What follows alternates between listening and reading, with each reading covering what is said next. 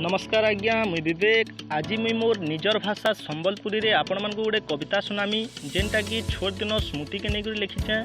आमे जिते school time रे थिसु बहुत हसी मजाक करी टाइम काटी थिसु जेनटा कि पर स्वर कले बहुत खुश लागसी। तो मुई से दिन स्मृति के नहीं आज आपण मानक गोटे कविता सुनामी जार ना है तुई परे मोर छुआ दिन सांग। तो मोरी चैनल स्मार्ट विलेज कमगा के आपण मैंने लाइक शेयर सब्सक्राइब निश्चय करेंगे।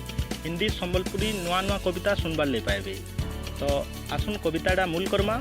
तुई परे मोर छुआ दिन सांग केते खेलुतिला केते बुलुतिला राग रुषा हेई फेर मिसुतिला केते झारुतिला आम आज के हला जे तोर भावे तुई मोर भावे मुई तुई परे मोर छुआ दिन सांग।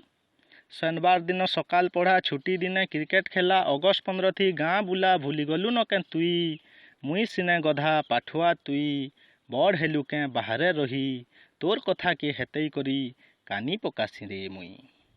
नुआ नुआ जेभे पढ़ला आठ हाईस्कूल बोली देखाला ठाट नुआ छुआ के नुआ मास्टर मने भरी थे डर गुर्रौ थान बड़ श्रेणीर पिला किए देखे घे आमर गुलगुला पिटी नेले हेले काँ करबू ना न जानी काहारी कर।